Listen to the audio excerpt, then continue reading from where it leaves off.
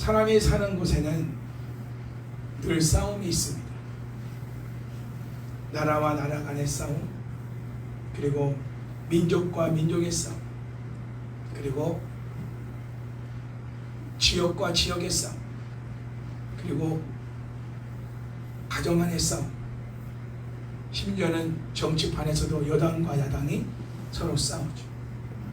장관들과 국회의원들과 또 청문회하면서 싸웁니다. 늘 싸우는 모습을 우리는 어디서나 볼 수 있습니다. 이러한 싸움은 집단적, 조직적으로도 싸우지만 개인적으로도 싸움이 계속되고 있습니다. 가정에서는 부부끼리 싸우고, 부모와 자식 간의 싸움, 형제 간의 싸움, 친척 간의 싸움, 교회에서도 목회자와 성도들끼리 싸움, 성도들 간의 싸움, 또 교회와 지역 주민들과 싸우는 교회도 있고. 왜 이런 일들이 일어나는 걸까요? 왜 사람들이 사는 곳에 이런 싸움이, 다툼이 끊어지지 않는 것일까? 학교에서도 싸우잖아요. 친구들이 친할 때도 있지만 왜 그럴까? 오늘 그 이유를 여러분에게 말씀드립니다. 그 이유에 대해서 6.25 전쟁에서 인천 상륙작전을 성공으로 거둔 메가더 장군이 독실한 크리스찬인데, 그가 많은 전쟁을 치르면서 장군으로서 전쟁에 대해서 이런 얘기를 했습니다. 전쟁이란 본질적으로 정치적인 것이 아니라 영적인 것이다. 그가 독실한 크리스찬으로 전쟁 때마다 하나님께 기도했어요. 싸움에 대한 지혜, 전략을 세울 때도 하나님께 기도하면서 전략을 세웠어요. 그래서 2차 상륙작전도 사실은 불가능한 그런 전략이었어요. 전술이었어요. 그러나 하나님의 뜻으로 기도하면서 받고 그거를 시행에 옮겨서 성공하게 된 거죠. 저도 이 말에 동의합니다. 개인 간의 싸움이든 가정 간의 싸움이든 교회 안의 싸움이든 국가 간의 싸움이든 간에 모든 다툼과 싸움은 정치적인 어떤 인간적인 그것이 아니라 영적인 것이다. 영적인 것이다. 인간의 싸움은 본질적으로 영적인 것이고, 그 배후에는 하나님과 사탄 간의 싸움이 있다는 것입니다. 그래서 저는 6.25 전쟁도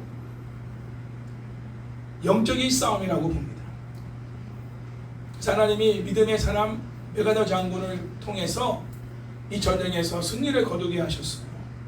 어쨌든 지금 남북이 분단된 가운데 있지만 우리가 이 남한만큼은 자유민주주의를 누리고 있는, 마음껏 하나님을 예배할 수 있는, 공산주의 진영과 자유민주주의 진영 간에 지금 냉전 체제가 있지만 이 또한 영적인 부분이다 라는 사실을 알게 됐고, 지금 우크라이나와 러시아의 전쟁도 마찬가지로 그냥 국가 간의 전쟁이 아니라 영적인 전쟁이다.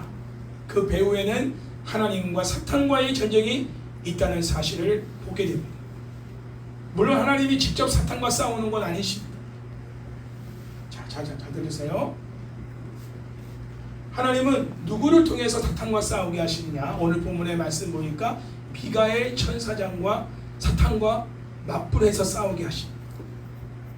자, 다 함께 7절에서 9절까지 말씀을 같이 읽겠습니다. 하늘의 전쟁입니다. 하늘의 전쟁. 시작. 하늘의 전쟁이 있으니 미가엘과 그의 사자들이 용과 더불어 싸울세. 용과 그의 사자들도 싸우나 이기지 못하여 다시 하늘에서 그들이 있을 곳을 얻지 못한지라. 큰 용이 쫓기니 옛뱀 곧 마귀라고도 하고 사탄이라고도 하며 온 천하를 꾀하느니라. 그가 땅으로 내쫓기니 그의 사자들도 그와 함께 내쫓기니라. 아멘. 자, 본문의 내용은 하늘 전쟁을 지금 보여주고 있지만 이 하늘 전쟁과 지상에서의 전쟁이 같이 유기적으로 진행되고 있다는 사실을 오늘 여러분들은, 성도님들은 알게 될 것입니다. 그러니까 지상에서 일어나는 전쟁은 하늘에서도 일어나고 있다는 거고, 하늘에서의 전쟁은 지상에서도 일어나고 있다는 사실을 여러분이 이 본문의 말씀을 통해서 깨닫게 될 것입니다. 분리되지 않는다는 거예요. 우리가 이미 5절에서 여자의 아들인 예수님이 하늘로 올라가신 것을 살펴봤습니다. 승천하셨죠. 그리고 7절에서 오늘 본문의 말씀 보면 하늘에서 전쟁이 일어납니다. 서로 연관이 있다고 봅니다. 주님의 승천과 하늘에서의 전쟁. 그래서 그 결과 큰 용이 내쫓김을 당하여 땅으로 내쫓김을 당하게 되는 상황이 벌어지게 됩니다. 예수님이 승천해서 올라가심으로 인해서 하늘에서의 전쟁은 필연적인 것이다. 이 싸움은 다름 아닌 천사장 미가엘과 용으로 상징되는 마귀와 사탄과의 싸움입니다. 자, 이 둘 사이의 팽팽한 대립관계는 유다서 1장 9절에서도 증거되고 있는데요. 모세의 시체를 가지고 미가엘과 마귀가 싸웁니다. 제가 읽어드릴게요.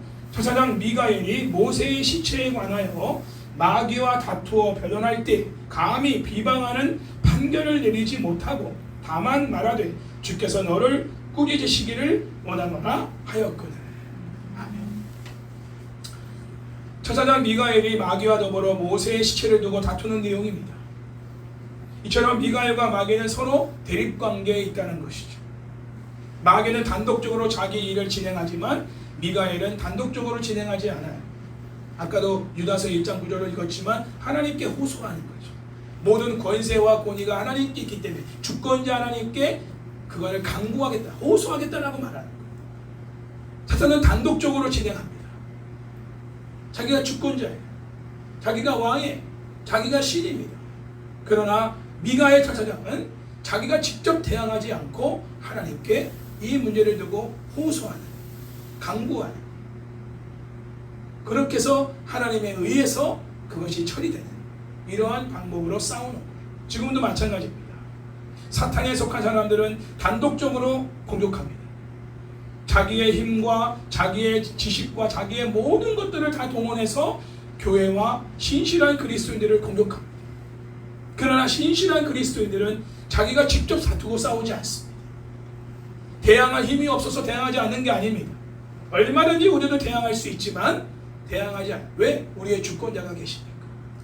살고 죽고 싸우고 모든 것들의 주권자가 하나님이시니까. 내가 하지 않아요. 하나님께 호소합니다. 하나님 어떻게 하시겠습니까? 하나님께서 하십시오. 주권자 하나님께 호소하고 강구하여 하나님에 의해서 처리되게 하는 그런 싸움을 싸우는 사람들이 신실한 그리스도인들이에요. 자기가 계획하고 자기가 고소하고 자기가 소송 걸고 자기가 모든 것들을 수단과 방법을 가리지 않아서 문제를 풀어나가는 사람은 사탄에게 속한 사람입니다. 여러분도 세상을 살아가면서 잘 보시기 바랍니다. 세상에 속한 사람들이 어떻게 문제를 풀어나가는가. 그러나 하나님께 속한 사람들은 문제를 풀어나갈 때 주권자 하나님을 무시하고 단독적으로 행동하지 않아요. 작은 문제든 큰 문제든 간에 하나님께 호소하는 거예요. 미가엘 천사장마저도 그런 능력이 있는 천사장이지만 모세의 시체에 대해서 변론하면서 자존심은 상하지만, 사탄과 싸우면서 자존심은 상하지만 그러나 하나님께 내가 그것을 호소한다, 이렇게 표현하고 있다는 것이죠. 마귀는 본래 이간이라는 뜻을 갖고 있어요. 마귀는 영어로 데이빌이라고 하죠. 히라보라는 디아볼로스라고 말하는데 여기서 디아라는 말은 영어로 between, 사이라는 뜻입니다. 그리고 볼로스라는 말은 히브리어로, 헬라어로 볼로스라는 말은 영어로 through. 이 말의 뜻은 뭐냐? 마귀라는 뜻의 이 본래 뜻은 뭐냐면 둘 사이에 끼어들어서 갈라놓다, 이런 뜻입니다. 친구 3명이 있으면 한 친구가 그 사이에 들어가가지고 이간질하는 거예요. 서로 와전시키고 오해시키고. 어느 프로를 보니까 사람들이 중간에 가가지고 들었던 말을 막 옮기는데 이게 진실이 아니야. 이게 와전이 돼가지고 관계가 뒤죽박죽 완전히 엉망진창이 돼버리는 이런 일이 일어나는 거야. 누가 하는 거냐? 마귀가 하는 거야. 둘 사이의 틈에 들어가서 사이를 갈라놓게 하는 거야. 부부 사이도 마찬가지고 목회자와 성도 간의 관계도 마찬가지고 형제 간의 관계, 모든 관계 속에 들어가서 그 관계를 깨트려버리는 역사를 하는 주인공이 누구냐? 마귀예요. 그래서 우리가 마귀에 속한 사람들과 함께 있으면 이런 일을 반드시 겪게 돼요. 뭐 그들과 우리가 분리를 살 수는 없죠. 세상 자체가 다 그런 사람들 구성이니까 우리가 살아가는 삶은 이런 일이 당연한 거다. 당연한 일이라고 받아들여야 되지만 우리는 분별력이 있어야 되는 거예요.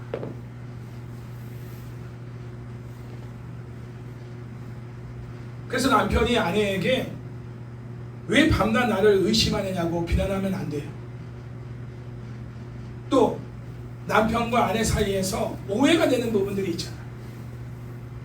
이런 부분에서 서로 다투면 안 돼요. 이거는 마귀의 싸움이에요. 마귀가 역사하고 있는 거예요.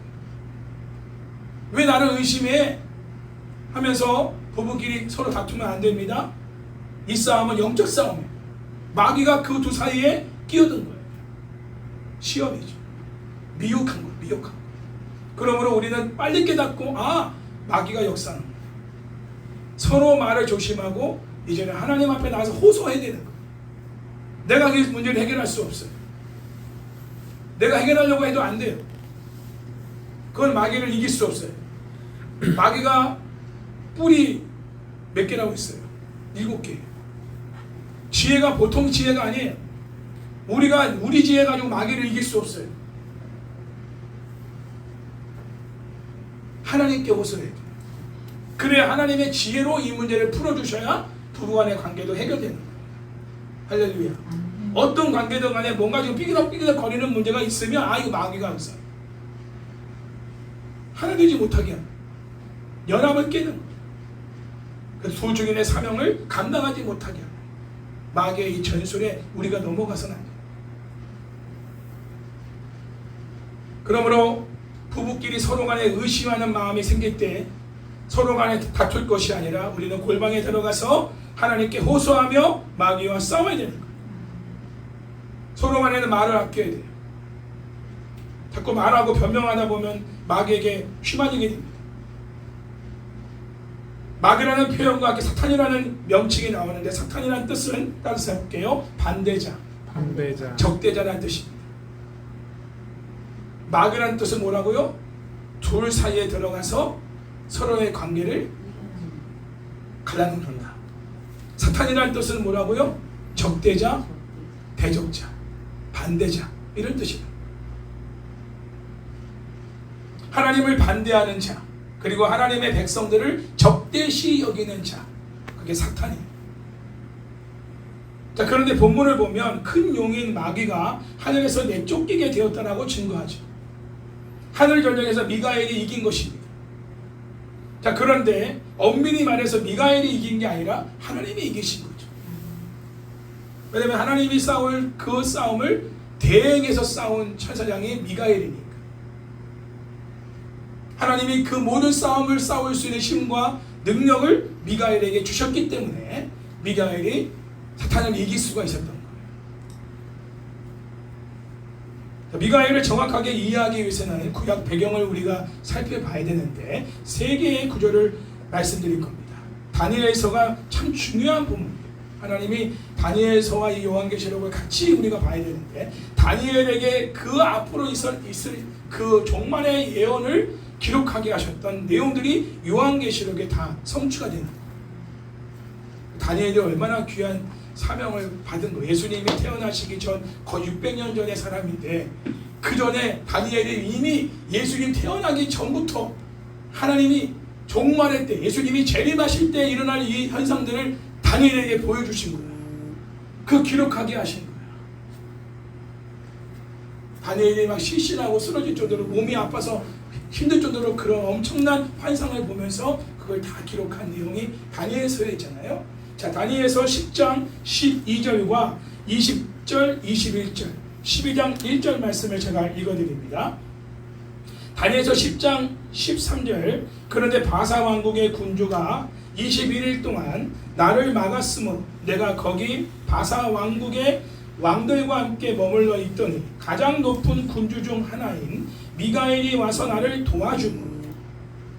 자, 이게 13절입니다. 다니엘이 기도하잖아요. 다니엘의 세일의 기도회가 여기서 나온 거예요. 21일간의 기도.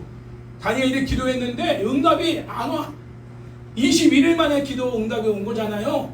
그런데 이미 하나님은 다니엘이 기도할 때 응답하셨어. 근데 응답한 게 오기까지 21일이 걸린 것은 이 하늘의 전쟁이 있었던 거예요.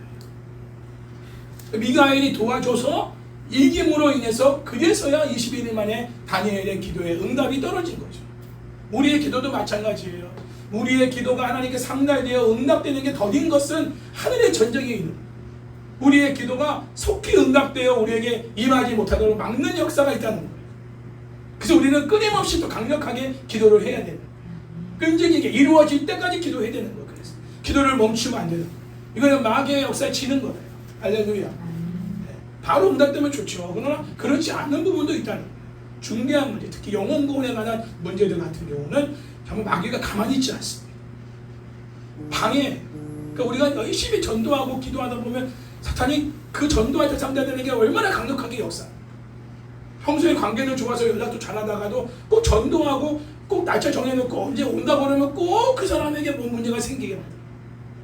마음이 삐뚤어지고 몸이 아프거나 뭐 집안에 뭐가 문제가 생기거나 그런 예배를 못 나오게 만들고 초대를 했는데도 못 오게 되고 와도 뭐 사람의 마음이 강팍해가지고 말씀을 튀겨나가 버리고 자그마한 것에 시험 들어가지고 다시 교회 안 온다고 나가버리고 뭐 이런 일들이 막 일어나는 건 이거는 사탄의 역사 말이에요. 기도가 얼마나 세부적으로 구체적으로 강력하게 진행되지 않으면 영혼 구원은 정말 시간이 오래 걸리는 문제다. 그러나 우리는 끝까지 이루어질 때까지 구원받을 때까지 우리는 기도해야 되는 거예요. 그게 승리하는 거죠. 어쨌든 지금 그 본문에 관한 내용이고 20절 21절 읽어봅니다. 그가 이르되 내가 어찌하여 내게 왔는지 내가 아느냐. 이제 내가 돌아가서 바사 군주와 싸우려니와 내가 나간 후에는 헬라의 군주가 이를 것이라. 오직 내가 먼저 진리의 글에 기록된 것으로 내게 보이리라. 나를 도와서 그들을 대항할 자는 너희의 군주 미가엘 뿐이니라. 아멘. 다음으로 12장 1절을 읽어보면 그때 내 민족을 호위하는 큰 군주 미가엘이 일어날 것이요 또 환난이 있으리니 이는 개국 이래로 그때까지 없던 환난일 것이며 그때 내 백성 중 책에 기록된 모든 자가 구원을 받을 것이라. 다니엘을 통해서 하나님이 이렇게 보여주신 내용이죠. 먼저 다니엘 10장 13절 말씀 보면 바사 왕국의 군주와 가장 높은 군주 중 하나인 미가엘이 서로 대립된 관계에 있다는 것을 묘사하고 있어요. 그래서 미가엘 군주 중 가장 높은 군주라고 묘사하고 있는데 이 군주라는 말은 천사를 말하는 것입니다. 사람 군주가 아니라 천사. 천사를 의미하는 것으로 볼 수 있어요. 이런 점에서 군주 미가엘을 하나님의 역할을 대행하며 하나님의 명령을 수행하는 천사장으로 이해할 수가 있다는 거죠. 군주가 뭐라고요? 천사장. 미가엘 천사장. 군주 미가엘. 천사장 미가엘. 같은 표현이라는 거예요. 하늘 전쟁에 다니엘 10장 20절 21절에서는 군주 미가엘이 바사 군주와 헬라 군주와 싸우는 가브리엘 천사장을 도와줍니다. 가브리엘은 헬라와 그리고 바사 군주와 싸우는 이스라엘 백성들을 돕는 천사장이에요. 그 역할을 하는 게 가브리엘이에요. 이스라엘을 장담하고는 천사장이에요. 그걸 도와서 같이 싸워주는 천사장이 미가엘이 된 거예요. 가브리엘과 이스라엘의 군주 미가엘과 바사와 헬라 군주와의 싸움은 지상에서 이스라엘과 바사와 헬라인과의 싸움에 대한 하늘에서의 전쟁이라 볼 수 있어요. 이 땅에서는 바사와 헬라와 이스라엘 백성이 싸우고 있지만 하늘에서는 가브리엘과 미가엘이 하나 되어 영과 싸우는 거예요. 그러니까 하늘 전쟁과 땅에서 지상에서 전쟁이 같이 이루어지고 있는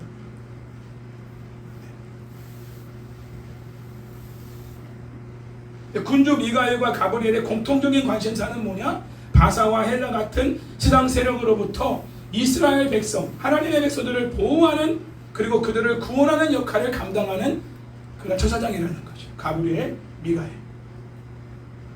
지금도 우리를 돕고 있어요. 할렐루야. 하나님의 친백성들. 다니엘 12장 1절에서는 이에 대한 결과를 예견하고 있는데 그때라는 시점은 마지막 때를 말하고 다니엘 11장 45절에 기록된 안티오쿠스 4세의 종말을 의미합니다. 여기서 미가엘은 이스라엘 백성을 보호하는 큰 군주로 등장하죠. 구체적으로 말하면 이스라엘을 핍박하는 안티오쿠스 4세에 대한 하늘의 악한 세력인 헬라 군주를 패퇴시킴으로써 헬라 군주라고 나와 있지만 그건 악한 처사죠. 악한 처사, 사탄이죠. 그를 폐쇄시킴으로써 땅에서 생명책에 기록된 이스라엘 백성들을 미가엘이 구원하는 그런 내용을 말하는 것이고, 이스라엘 백성에게는 구원이 있지만 안티오쿠스 4세에게는 개국 이래로 없던 환란으로 말미암은 심판이 될 것이다. 이것을 12장 1절에서 예견하고 있는 것이죠. 이렇듯 미가엘은 하나님의 보내심을 받아서 어둠에 속한 악의 통치 영역을 다스리는 군주를 복종시키고 굴복시킴으로써 하나님의 백성들을 구원하는 사명을 감당하고 있는 처사장이다. 이렇게 볼 수가 있는 것입니다. 하늘 전쟁에서 미가엘의 승리는 지상에서 예수님의 십자가의 승리에 의해서 초래된 것을 또한 우리가 주의해서 살펴봐야 합니다. 미가엘과 용 사이에서 벌어지는 하늘 전쟁의 결과는 이미 십자가에서 결정된 것이라고 할 수 있습니다. 하늘에서의 전쟁이 지상에서의 전쟁의 결과를 결정짓는 것이지만 또한 지상에서의 예수님의 탄생과 십자가의 죽음과 부활과 승천이 하늘에서의 전쟁의 결과를 결정짓는 것이죠.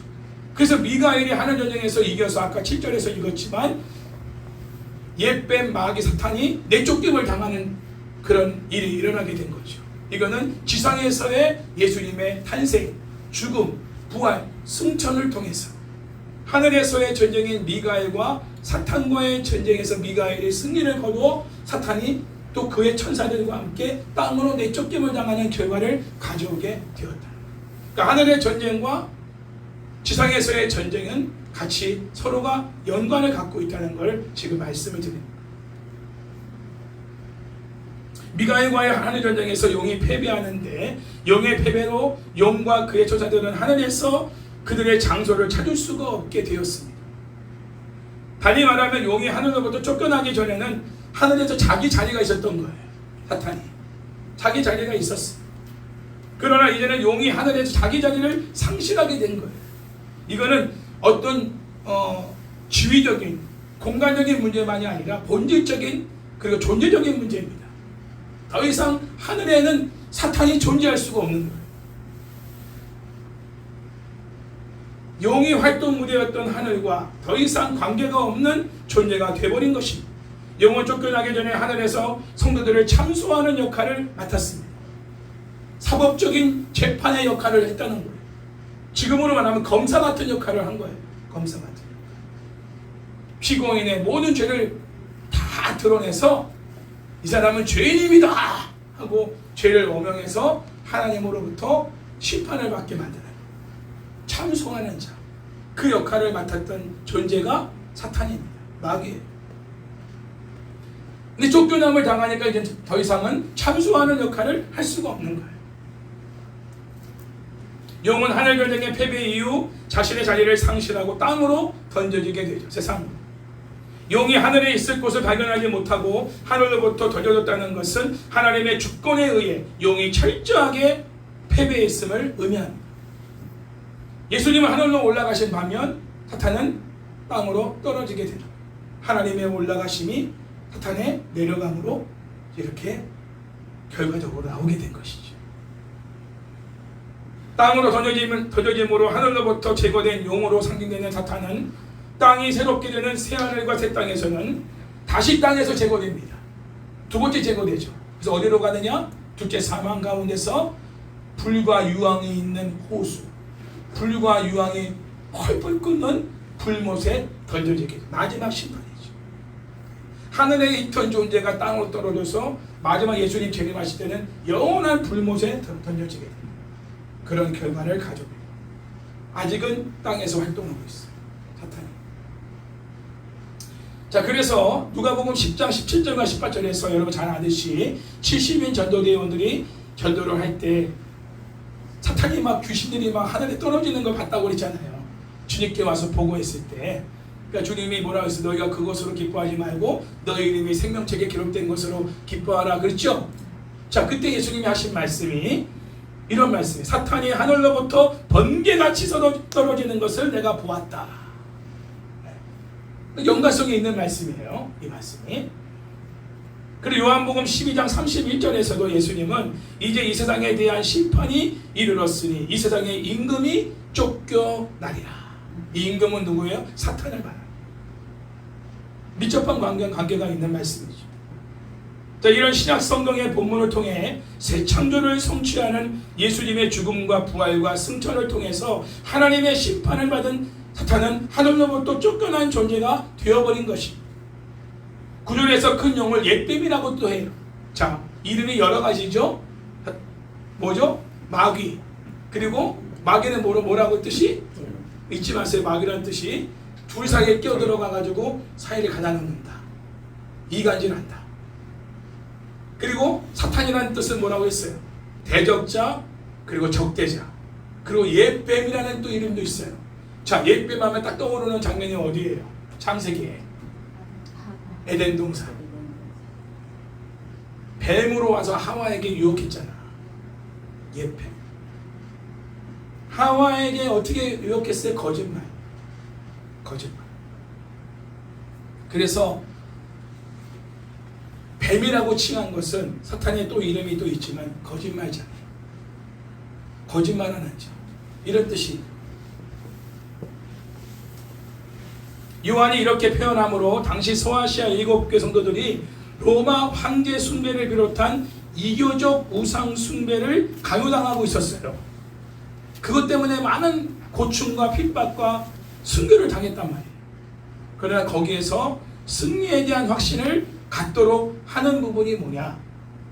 지금 사탄이 세워놓은 저 로마 황제는 가짜다는 거예요. 거짓이다. 옛 뱀이라는 이 표현을 통해서 거짓이다. 가짜다. 진짜 신은 로마 황제가 아니라 하나님이시다. 그리고 지금도 보면은요, 여러분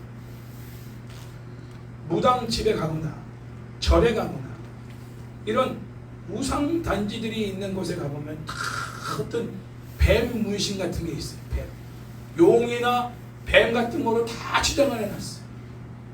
그리고 어떤 사람들은 몸에다가도 용 문신을 해. 용 문신, 뱀 문신을 하는 사람도 있어. 여러분, 이게 사탄에 속한 사람들의 특징이에요. 자기도 모르게 그걸 좋아해요. 뱀을 좋아한다니까. 근데 우리 크리스찬들은 뱀을 싫어해. 우리 유선 집사만 뱀을 싫어하는 게 아니라 우리 모든 크리스찬들은 뱀을 싫어해. 왜? 하와하고 뱀하고 원수잖아요. 원수 평생 원수 되게. 뱀을 끌어안고 뱀하고 같이 살고 막 이런 사람들도 있더라고요. 애완으로. 아우, 이럴 수가 없어. 그러니까 영적으로도 보면은 뱀이라고 하는 그 어떤 존재는 굉장히 간사한 동물이잖아요. 뱀이. 뱀같이 지혜로워라. 이런 비둘기같이 순결하고 이런 말씀도 예수님이 인용하셨지만 뱀이 보통 이 머리가 이상한 게 아니야. 모르게 와가지고는 그냥 콱 급소를 불어버려요. 이렇듯 마귀, 사탄, 옛뱀. 어쨌든 옛뱀이라는 거는 지금 그 당시 소아시아 7개가 있었던 그 당시에도 이방 신을 섬기는 사람들은요, 뱀을 섬기는 뱀. 그러니까 실질적으로 뱀이 상징적인 물건이에요. 상징적인 어떤 그런 우상이었다. 그러나 그 당시에 사는 그리스도인들이 옛 뱀이라는 말을 통해서 이건 다 거짓이다. 뱀 자체가 거짓말로 하와를 유혹한 그런 사탄의 속성을 갖고 있기 때문에. 마태복음 12장 24절과 마가복음 3장 22절에 보면 마귀 사탄을 바알세불로도 표현하고도 합니다. 바알세불. 근데 예수님이 바알세불에게 이렇게 지배를 받고 있다라는 그런 거짓 소문도 막 흩어졌잖아요. 막 귀신 들린 사람들을 막 고치고 그러니까 이 바알세불, 사탄의 힘을 빌어서 귀신을 내쫓는 이런 존재로 예수님을 평가한 사람들이 많았고, 예수님의 어머니와 동생들까지도 그렇게 여겼단 말이에요. 예수님이 하는 일을 막으려고 찾아왔단 말이죠. 9절에서 요한은 사탄을 온 세상을 꿰는 자, 온 세상을 미혹하는 자로서 설명하고 있습니다. 여기서 꿰다 미혹하다는 표현은 거짓을 말하는 행위를 의미해요. 사탄은 성도들뿐만 아니라 세상 전체를 향하여 거짓을 일삼습니다. 거짓말에 능통합니다. 속아 넘어가게 만듭니다. 요한계시록 20장 8절에서 사탄이 땅의 네 모퉁이에 있는 나라들을 미혹하는 구체적인 행위를 지적하고 있습니다. 사탄의 이러한 미혹의 사건은 에덴에서 하와를 거짓으로 속여 선악과를 먹게 한 사건이 최초죠. 이때 이후로 마귀 사탄은 거짓말로 하나님의 백성들을 범죄에 빠뜨리는 활동을 자행해 왔습니다. 이 때문에 요한복음 8장 44절에서 예수님은 마귀를 거짓의 아비라고까지 말씀하셨어요. 마귀가 뭐라고요? 거짓의 아비. 그러니까 마귀가 거짓을 낳는다는 거죠. 세상에 악이 들어오게 되는 그 출발점에는 마귀의 거짓말이 있었다는 거예요. 여러분, 우리 집안에 악이 들어오는 출발점이 거짓말로 시작돼요. 사람과 사람 간의 관계에도 악이 들어오는 출발점에는 거짓말이 있다. 그래서 악이 안 들어오게 하려면, 그래서 악이 들어와서 우리 관계를 깨뜨리고 우리 집안을 풍지박산으로 만드는 이런 결과를 가져오지 않으려면 거짓말에 속아 넘어가면 안 돼요. 분별력이 있어요. 사업장도 마찬가지죠. 기억하세요. 악이 들어오는 첫 출발점은 거짓말입니다. 그러니까 이 말이 정말이 진짜인지 아닌지를 분별하는데 시간을 좀 오랫동안 가지셔야 돼요. 기도하면서. 바로 그거를 믿어버리면 안 돼요. 바로 믿고 계약을 하고 바로 믿고 그 사람의 말에 따라서 행동하면 큰일 납니다. 그 악에 따른 해를 고스란히 당하게 돼 있어요. 사탄은 지금도 미혹하는 자라고 했습니다. 거짓말하는 자. 그래서 우리를 넘어뛰고 우리를 시험되게 하는 사탄의 가장 고단수적인, 그리고 자주 사용하는, 그리고 오랫동안 사용하는 전술이 뭐냐? 거짓말이에요. 거짓말에 넘어가면 우리는 사탄에게 지는 거예요. 그래서 요한계시록에서는 악의 세력의 대표적인 특징을 거짓으로 진단합니다. 요한 당시 정황에서 본다면 사탄은 미혹하는 자로서 로마 제국과 로마 제국 황제에게 권세를 허락하여 교회 공동체를 핍박하는데, 사탄 자신이 바로 거짓의 아비이므로 사탄이 준 로마 제국의 황제의 권세는 거짓된 것임이 분명한 것이죠. 그러니 거짓된 권세에 굴복하지 말라는 거예요. 진짜 권세는 하나님께 있다. 하나님께만 복종하고 그분의 말씀만 듣고 그분만을 예배하라. 이거예요. 당시 로마 황제에게 굴복하고 순종하지 않으면 다 정말 다 처형을 당했으니까. 그러나 저건 가짜다. 저건 거짓이다. 사탄이, 거짓의 아비 사탄이 세워준 권세이기 때문에 우리는 거기 앞에 굴복하면 안 됩니다. 여러분이 직장에서나 어디서든지 하나님이 세워준 권세인지 사탄이 세운 권세인지를 분별해야 돼요.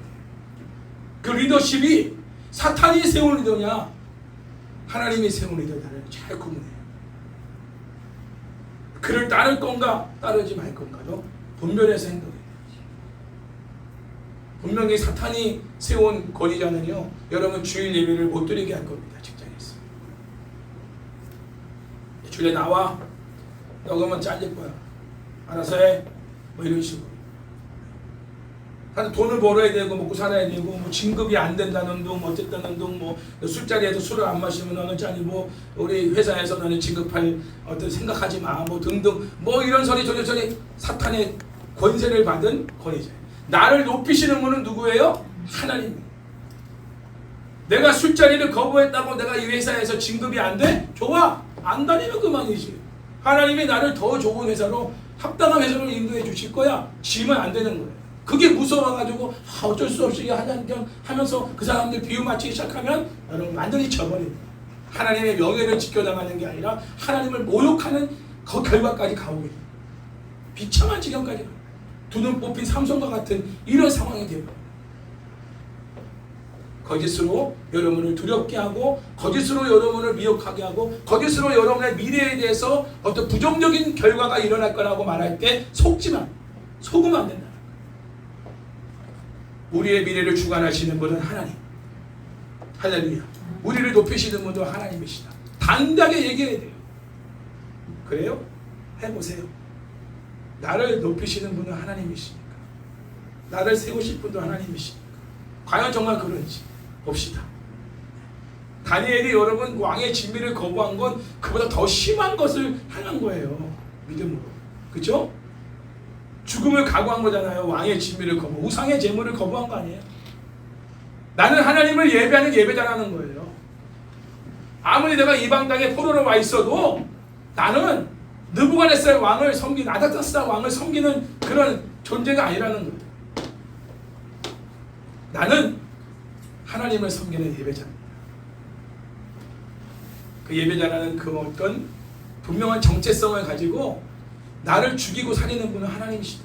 하나님 손에 내가 있다는 것을 항상 지키면서 살았다. 그러니까 어떤 거짓과 미혹에도 넘어지지 않아. 중심을 잡을 수.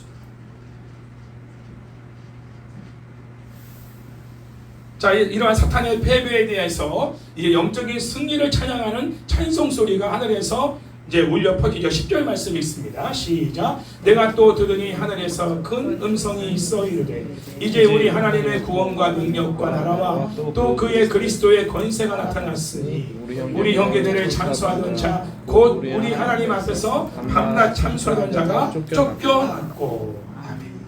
자, 여기 땅을 던져진 사건에 대한 반응이 뭐냐? 하나님의 백성들의 경배와 찬양이라.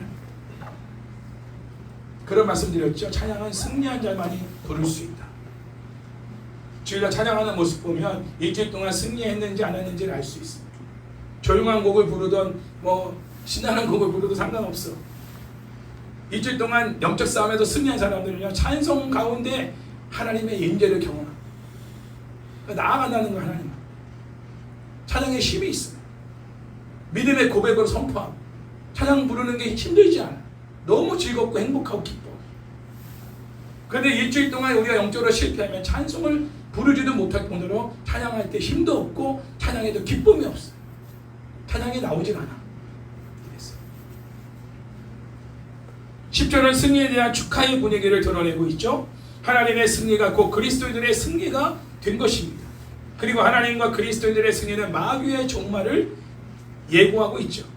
여기서 큰 음성은 중요한 메시지를 선포할 때 이렇게 표현하고 있는 부분인데, 하나님께서 말씀하시거나 예수님이 말씀하시거나 아니면 천사가 중요한 것을 전달할 때 이렇게 사용하곤 합니다. 그러나 여기서 보면 우리 형제들이라는 표현이 뒤에 나오는 걸 보면은 24장로 중에 한 사람이 지금 이렇게 말하고 있는 것이다 라고 알 수 있어요. 순교자들의 그 영혼 중에 한 사람이 큰 소리로 이제 하나님의 구원과 능력과 나라와 예수 그리스도의 권세가 나타났다라고 이제 선언하며 찬양하는 거죠. 구원이라는 말은 구출 그리고 승리 이런 뜻입니다. 이러한 승리가 하늘 전쟁에서 군주 미가엘에 의해서 쟁취된 것을 묘사하죠. 그리고 미가엘의 승리는 예수 그리스도의 십자가의 죽음을 통해서 이루어지게 된 것이다. 결국 이러한 구원의 사건은 예수 그리스도의 구속의 사역에 의해서 이루어진 것이기 때문에 구원하심이 보좌에 앉으신 우리 하나님과 어린 양에게 있다라고 찬양하는 것. 능력이라는 말은 하나님의 구원을 이루는 데 있어서 부족함이 없다는 것을 의미하고 있습니다. 예수님 마태복음 23장 25절에서 누가 구원을 얻을 수 있으리까 라는 제자들의 질문에 대해 이렇게 대답하셨습니다. 사람으로서는 할 수 없을 때 하나님으로서는 다 하실 수 있느니라. 구원을 사람의 힘으로 할 수 없는 거예요. 하나님만이 하실 수 있는. 구원의 주권은 하나님께 있다. 자, 이런 사실은 예수 그리스도의 죽음이 하나님의 무능함을 의미하는 것이 아니라 도리어 구원을 이루시는 하나님의 능력으로 나타난다는 것을 보여주고 있다. 자, 다음에 나라라는 단어는 하나님의 왕적인 통치를 의미합니다. 어떤 공간적인 거, 지역적인 게 아니에요. 하나님의 나라, 하나님의 통치를 말하는 거죠. 자, 하나님의 통치는 구원과 능력의 목적이자 결과예요. 구원과 능력은 하나님의 통치의 목적을 위해서 주어지는 거. 그러니까 구원이 최종적인 게 아니에요. 구원받는 것이 우리의 최종적인 하나님의 은혜가 아니에요. 구원받아서 무엇을 경험하도록 하기 위해서 우리를 구원하시느냐? 하나님의 통치, 하나님 나라. 그러니까 구원보다 더 큰 은혜가 뭐예요? 하나님 나라예요. 하나님 나라의 백성이 되게 하시는, 그러기 위해서 우리를 구원하시는. 할렐루야. 구원받음으로 우리 끝나면 안 돼. 하나님의 통치 가운데 거야. 그게 진짜 구원받은 백성으로서의 삶을 누리는 거예요. 할렐루야. 하나님 나라가 우리에게는 가장 큰 은혜죠. 이 땅에서도 하나님 나라를 경험하고 죽어서도 새 하늘과 새 땅에서 영원한 하나님의 통치를 받는 삶. 이게 구원받는 하나님의 백성들의 결과적인 삶의 모습인 거죠. 구원과 그 구원을 위한 능력이 주어지게 될 때 비로소 우리는 하나님의 통치를 받을 수 있기 때문에 구원이 반드시 필요한 것입니다. 또 구원을 받으려면 반드시 또 회개가 필요한 거죠. 회개와 구원, 구원을 통한 하나님의 통치, 이것이 우리에게 주어지는 하나님의 은혜인 것입니다. 이것을 요한계시록 상황에 적용하면 소아시아 7개 성도들이 로마 제국 황제의 핍박 아래에서 멸망하는 것은 하나님의 뜻이 아니라는 거예요. 그러니까 두려워하지 말라는 거예요. 그들, 이 거짓 세력들을, 거짓 권세를 두려워하지 말라. 하나님은 너희들을 반드시 구원하셔서 하나님이 너희들을 직접 통치하신다. 온 우주를 다스리시는 하나님인 미가엘이 용을 하늘에서 쫓아내는 사건이라는 이미지를 통해 소아시아 7개 성도들을 구원해 주심으로 하나님의 통치를 온 우주 가운데 널리 드러내실 것에 대한 강력한 메시지를 전달하고 있는 것이죠. 결국 하나님의 주권적인 통치는 대적자요 참소자인 사탄이 땅으로 쫓겨남으로써 현실적으로 실제적으로 하나님의 다스림을 받게 되는 거죠. 왜? 대적자가 없으니까. 우리가 하나님의 통치를 받는 데 있어서 반대하고 대적하는 자가 없는 거예요. 왜? 이미 하늘전쟁에서 승리했으니까. 자, 그리고 하나님의 구원과 능력과 나라라는 문구 뒤에 그의 그리스도의 권세가 나오는데 그애는 하나님이죠. 그러니까 하나님의 그리스도의 권세, 하나님의 메시아의 권세라고 할 수 있습니다. 하나님의 메시아는 예수님을 가리키고, 여기서 우리는 하나님의 메시아로서 예수님은 하나님의 통치권을 공유하고 계신 분인 것을 우리가 알 수 있습니다. 하나님의 통치권을 공유하고 계신 예수님, 그 예수님의 탄생과 죽음과 부활과 승천과 함께 미가엘이 용을 이김으로 예수 그리스도의 구속의 사역의 결과로 그것이 가능하게 되었다. 예수님의 초림으로 시작된 하나님의 구속의 성취가 재림을 통해 완성이 되는 것이죠.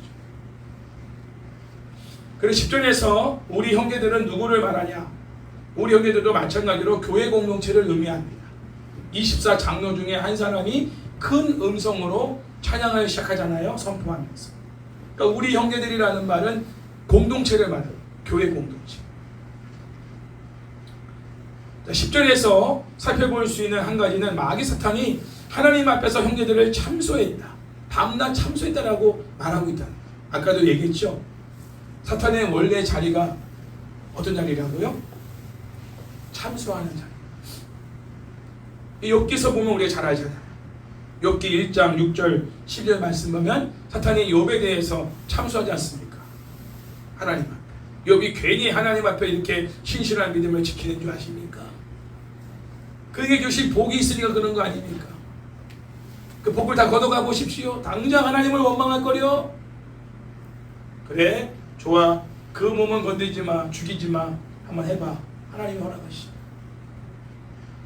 그렇죠? 욥의 어떠한 믿음을 가지고 참소하는 거예요.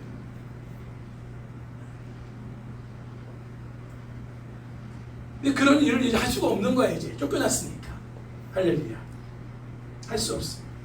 이 참소의 행위가 가장 이스라엘 백성들, 하나님 백성들에게는 사탄의 가장 강력한 공격으로 오는 것이죠. 욥도 그래서 사실 엄청난 고난을 받은 거 아닙니까? 뭐 어떤 고난을 받을 이유가 있어서 받은 게 아니잖아요. 참소의 행위로 받은 고난인 거잖아요. 하나님이 허락하셨습니까? 그분. 그런데 사탄의 참소를 통한 공격에 이스라엘 백성들은 항상 하나님 편에서 사역하는 처자들의 보호를 받게 되고 결국 사탄의 공격은 언제나 실패를 경험하게 된다는 거죠. 자, 이러한 것을 요한계시록에서는 어떻게 적용하고 있냐면 마귀 사탄이 하나님 앞에서 참소하는 행위를 행한 것이 얼마나 치명적인 것인지를 우리에게 설명하고 있다는 것. 사탄의 어떠한 특징이 바로 우리를 참소하는 자이기 때문에. 그러나 사탄이 참소할 권위를 박탈시킨 것은 예수님의 십자가의 사건이고 그 사탄을 하늘로부터 땅으로 쫓아낸 것은 하늘로 올라간 예수님의 승천 사건으로 이루어진 것이다.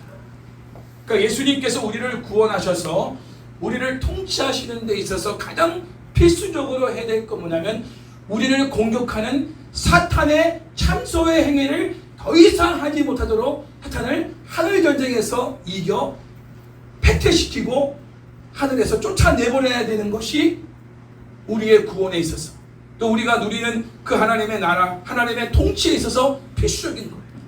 그 예수님이 부활 승천하심으로 인해서 미가엘과 영과의 싸움에서 미가엘이 이기고 사탄이 쫓겨남을 당하는 거예요. 우리의 구원이 완전한 구원이 되도록 하기 위하여 우리가 완전한 하나님의 통치를 받도록 하기 위한 하나님의 구원의 사역 가운데 포함된 내용이라는 거예요. 그러니까 그냥 영적 전쟁에서 이기는 것이 따로 분리된 게 아니라 하나님의 구속 사역에 포함된 부분이야. 바울은 로마서 7장에서 사탄의 참소를 율법의 정죄로 바꿔서 표현했습니다. 그러니까 우리가 율법의 정죄를 받는다고 하잖아요. 그래서 막 옛날에도 우리가 율법의 정죄 때문에 막 신앙생활이 부자연스럽고 하나님이 무섭고 하나님이 때리시지 않을까. 이 다 누가 하는 사탄이 하는 짓이다. 참소하는 거예요. 자유를 못 누리게 하는 거죠. 예수님께서 사탄의 이러한 치명적인 정죄 역할을 끝내신 겁니다. 십자가의 죽음과 부활과 승천을 통해서. 그러므로 거듭난 그리스도인들이 매일 생활에서 직면하는 개별적인 소소한 영적 전투에서 고통을 당할 수는 있지만 전쟁의 승리는 이미 결정된 것이라는 것, 이미 결판이 났다는 것, 이미 승리했다는 것을 우리가 분명히 알고 사탄을 두려워하지 말아야 한다는 것입니다. 자, 11절 말씀을 읽겠습니다. 시작. 또 우리 형제들이 어린 양의 피와 자기들의 증언하는 말씀으로 그를 이겼으니 그들은 죽기까지 자기들의 생명을 아끼지 아니하였도다. 자, 11절 말씀 보면 구속받은 성도들의 이김에 대한 내용이 나옵니다. 하늘 전쟁의 승리가 지상에 있는 성도들의 승리를 결정한다는 것을 말씀하고 있죠. 그러나 성도들의 승리는 자동적으로 주어지지 않습니다. 우리에게 상응하는 삶의 태도가 수반되고 있어요. 자, 세 가지의 승리의 원인을 제시합니다. 성도들의 승리의 원인. 첫 번째가 뭐냐? 어린 양 예수 그리스도의 보혈의 피. 자, 어린 양 예수님의 피, 십자가의 사건을 의미합니다. 그러므로 지상에 있는 성도들이 영적 전투에서 승리를 거두기 위해서는 어린 양의 피, 곧 십자가에서 흘리신 예수님의 피로 말미암아 영적 전쟁에서 우리가 승리를 거둔다. 사탄이 가장 무서워하는 찬양은 보혈의 찬양입니다. 영적 전쟁에 있을 때 여러분이 보혈의 찬양을 박수치면서 힘있게 찬양을 하면서 기도하시면 이 어둠의 영, 우리를 무섭게 하고 우리를 두렵게 하는 이 모든 어둠의 영을 물리칠 수가 있습니다. 또한 어린 양의 피는 구속의 기능을 갖죠. 출애굽의 6월절 이미지와도 같습니다. 6월절 어린 양의 피를 이렇게 문설주에 바른 이스라엘 백성들은 그 죽음이 지나가 버리잖아요. 그러니까 예수님의 피는 바로 구속을 의미하고 있다는 거예요. 구원. 또 어린 양의 피는 예수님에 의해 쟁취된 승리의 모델로 우리에게 보여주는 기능을 갖습니다. 어린 양의 피가 신실한 증인으로서 십자가의 죽음을 통해 사탄을 정복하는 예수님의 사역을 특징 짓고 있기 때문이죠. 그 예수님의 십자가의 죽음으로 사탄이 정복된 것입니다.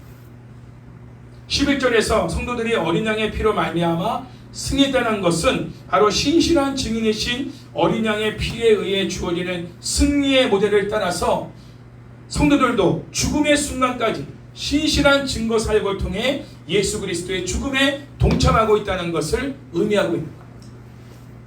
자, 우리가 이 주님의 죽음에 동참하는 게 뭐냐? 복음 증거의 사역을 감당하는 거예요. 그리고 중보기도 사역을 감당하는 거예요.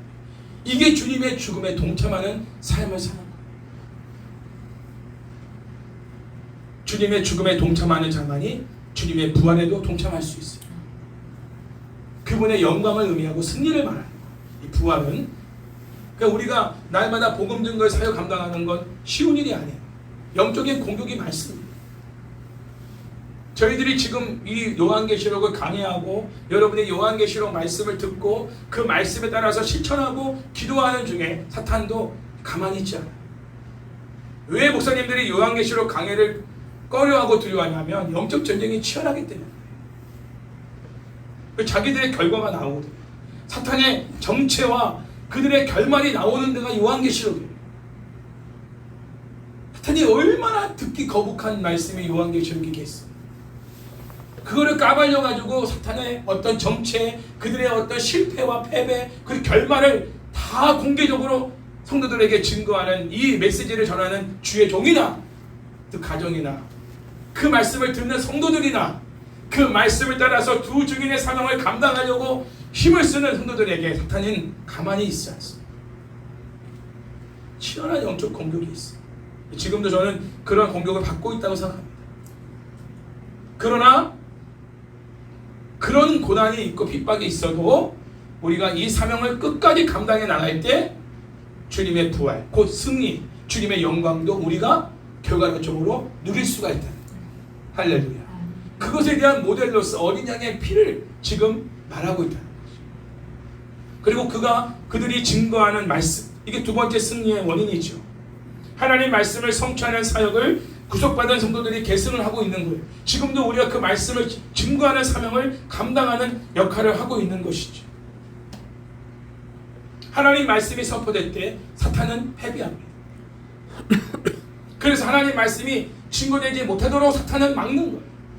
목회자의 목을 치기도 하고 가정을 힘들게 하기도 하고 해서 이 말씀을 담대하게 전하지 못하도록 수단과 방법을 가리지 않고 공격합니다. 그러나 생명 걸고 그 말씀을 전할 때 마귀를 이길 수 있는 거예요. 여러분도 마찬가지예요.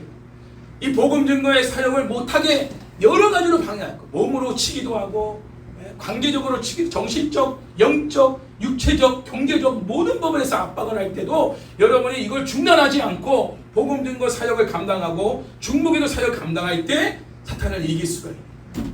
할렐루야. 지면 안 돼요. 밀리면 안 된다. 같이 중보하고 같이 기도하면서 이 사역을 우리는 반드시 이루어내야 한다는 것. 세 번째 승리의 원인이 중요한데 그들이 죽기까지 생명을 사랑하지 않았다는 겁니다. 자, 성도들이 자기 생명을 사랑하지 않았다는 표현은 뭘까? 성도들이 예수님의 복음 증거 사역에 동참하여 끝까지 그 사명을 감당하기 위해서 그 고난과 어려움을 견뎌낸 것을 의미합니다. 견뎌낸 것을. 성도들이 자신의 생명을 사랑하지 않을 정도로 예수님의 증거 사역을 감당함으로써 승리를 쟁취하게 되는 것을 의미하고 있습니다. 요한계시록 2장 10절에서 서문학교에 주님이 이런 권면을 말씀하셨죠. 죽기까지 충성하라. 생명의 멸류관이 너에게 있을 것이다. 자, 이 말씀이 떠오릅니다. 자기 생명을 사랑하지 않고 죽기까지 충성하며 이 복음 증거의 사역을 감당하는 신실한 주의 백성들, 성도들, 그들이 어린 양의 피와 그들이 증거하는 말씀으로 쟁취하는 그 승리를 성도들의 삶 속에서 계속 누리려면 우리가 죽기까지 이 사명을 감당해 가야 한다는 것. 바꿔 말하면 죽음에 대한 각오가 없이는 어린 양의 피와 그들이 증거하는 말씀만 가지고는 성도들이 승리할 수가 없다는 것. 어린 양의 피, 우리가 증거하는 메시지, 말씀 증거, 그것이 효과를 거두고 능력으로서 역사하여 정말 마귀를 이기고 마귀에게 지배받는 영혼들을 구원해내려면 반드시 우리의 마음 자세가 죽기까지 충성하는 이 자세를 가지고 그렇게 싸워야 결과를 얻을 수가 있다.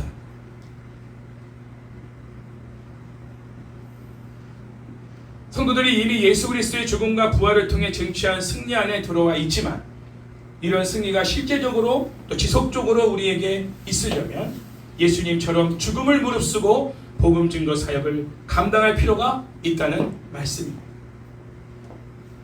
사탄은 이미 패배했지만 아직도 땅에서 활동하고 있습니다. 자, 마지막 12절 말씀을 읽겠습니다. 시작. 그러므로 하늘과 그 가운데 거하는 자들은 즐거워하나 그러나 땅과 바다는 화 있을진저 이는 마귀가 자기의 때가 얼마 남지 않은 줄 알므로 크게 분내어 너희에게 내려갔음이라 하더라.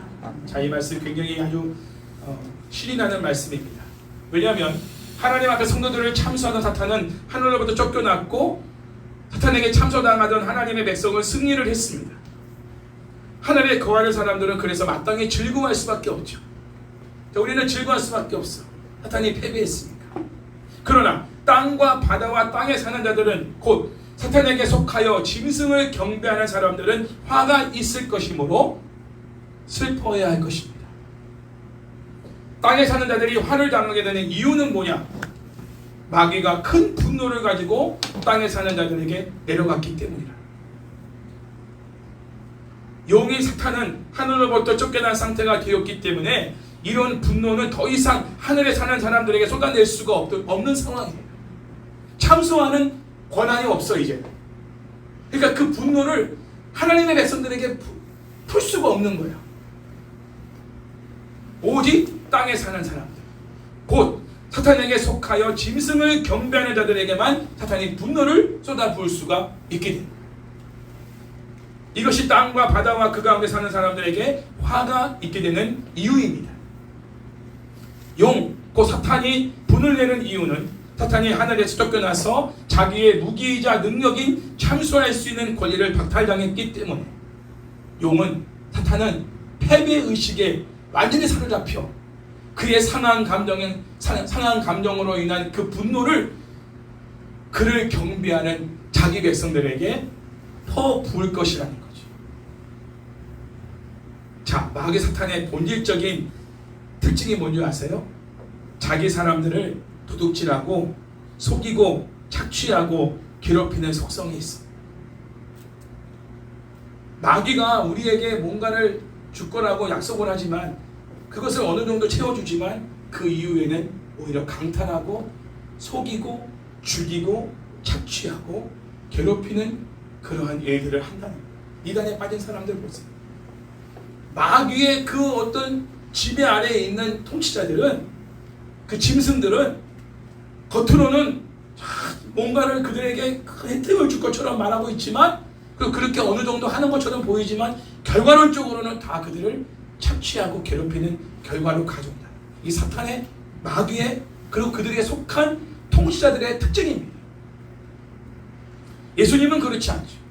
예수님은 사랑하는 제자들에게 평안을 주시고 자신의 양들에게 생명을 얻게 하되 더 풍성하게 얻게 하시는 분이 예수님, 선한 목자이시죠.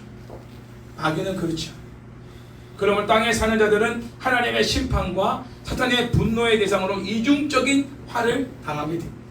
하나님의 심판도 받고 사탄에게 분노를 쏟아붓는 대상이 되어 화를 당하는 이중 화를 당하게 됩니다. 예수님께서 이 땅에서 죽기까지 충성되게 복음 증거 사역을 감당하셨던 것처럼 하나님의 구속받은 백성인 우리들도 이 땅에서 죽기까지 충성되게 복음 증거 사역을 감당하는 가운데 이미 예수님의 보혈의 피와 그들의 증거하는 말씀을 통해 얻은 승리를 실제적으로 이 땅에서 우리가 누리게 되는 것이라. 그러므로 죽기까지 충성하며 죽기까지 신실하게 우리가 이 고통과 어려움을 견뎌내면서 복음 증거 사역과 중보기도 사역을 멈추지 않는 것이 승리의 비결이에요. 그리고 영혼 구원의 열매를 맺는 결과를 가져온다. 그것은 곧 영혼 구원의 열매가 결과가 아니에요. 여러분, 사탄의 나라에 속해 있는 한 영혼이 하나님 나라로 옮겨진 것은 어떤 의미냐면, 하나님 나라에서 본다면 하나님 나라가 확장된 겁니다. 하나님의 영역이 더 커진 거죠. 그렇죠? 그리고 하나님의 주권이 세워진 거예요. 이 사람에게 대한. 원래 주인이시지만 사탄이 주인으로 됐잖아요. 근데 이들이 구원을 받아서 다시 하나님의 주권적인 통치를 받게 됐다. 하나님의 주권이 회복되고 하나님의 주권이 세워지고 그리고 하나님의 나라가 확장되는 결과를 가져오는 데 있어서 예수님께서 죽기까지 복음 증거의 사역을 감당하셨던 것처럼 우리들도 죽기까지 충성하며 이 복음 증거 사역과 중복의 사역을 감당하는 가운데 우리 개인적으로도 승리가 있지만 하나님 나라 차원에서 이런 엄청난 열매들이 맺어지게 된다는 것이고 그것이 결국 하나님께 영광이 되는 것이죠. 오늘 이 말씀을 요한이 기록하고 있는 것, 하늘에서의 전쟁을 이야기하고 있는 것, 하늘에서의 전쟁과 지상에서의 성도들과의 영적 싸움, 이것은 서로 연관이 있다. 그 이미 사탄은 패배했다. 이빨 빠진 호랑이다. 그러니까 거짓 권세자인 로마 황제를 두려워하지 마. 그들이 어떤 협박과 공격을 할지라도 너희들이 두려워하지 마요. 너희들이 담대하게 하나님의 백성으로서 복음 증거의 사역과 중복의 사역을 멈추지 마라. 이것이 요한 당시에 소아시아 7교회에 남아있는 신실한 그리스도인들을 향한 메시지고 이 시대를 향한 신실한 그리스도인에게 주는 메시지라는 사실을 기억하면서 오늘 말씀 제목처럼 죽기까지 충성되게 복음 증거 사역을 감당하여 날마다 영적 전쟁에서 승리하고 하나님 나라 확장하는 일에 쓰임받는 우리 모두가 되기를 주의 이름으로 축원합니다.